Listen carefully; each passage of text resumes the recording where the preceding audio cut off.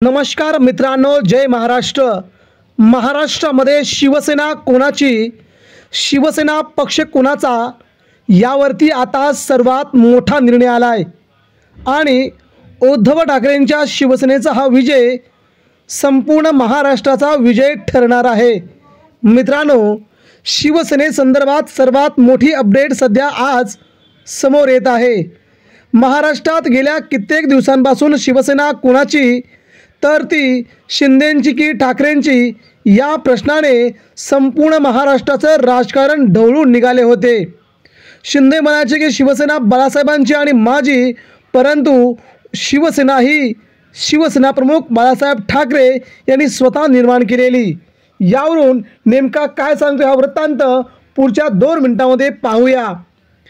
ते कधी 10-15 आमदार घेऊन राष्ट्रवादी काँग्रेससोबत जाण्याचा निर्णय घेतात, ते कधी भाजपच्या मांडीला मांडी लावून बसणार नाही म्हणून मंत्रिपदाचा राजीनामा देतात, तर पुन्हा भाजपच हवे म्हणून रात्रीच्या अंधारात भयभीत होऊन सुरत गुवाहाटी पळून जातात। आता मुख्यमंत्रीपद मिळत नाही कळल्यावर रुसून गावी जाऊन बसतात। हे चंचल स्वभावाचे घाबरट भित्रे म्हणून शिवसेना प्रमुखांनी स्थापन केलेल्या एकवचनी स्वाभिमानी शिवसेनेच्या पक्षप्रमुख कधीच होऊ शकत नाहीत। मुख्यमंत्री एकनाथ शिंदेंनी म्हटलंय, मी कुठेही ताणून धरलेले नाही। मुख्यमंत्री पदाबाबत मोदी शाह जो निर्णय घेतील तो आम्हाला मान्य असेल। तेव्हा शिवसेना प्रमुखांचा जो चेला असतो, जो शिष्य असतो, तो दिल्लीसमोर कधीही मुजरा करत नाही। हे कधीच शिवसेनेच्या DNA मध्ये नव्हते।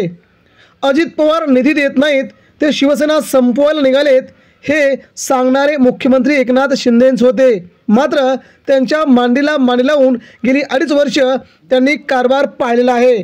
भाजप हा शिवसेना संपवायला निघाला आहे, त्यांच्या मांडीला मांडी लावून मी बसू शकत नाही असा भर सभेत राजीनामा देणारे मुख्यमंत्री एकनाथ शिंदेच होते आणि आपल्या आईसारख्या शिवसेनेला फोडून शिवसेना प्रमुख बाळासाहेब ठाकरेंच्या शिवसेनेचं मालक कधी होऊ शकत नाहीत। म्हणून शिवसेना ही उद्धव ठाकरेंचीच असं आता सगळीकडे पाहायला मिळतंय।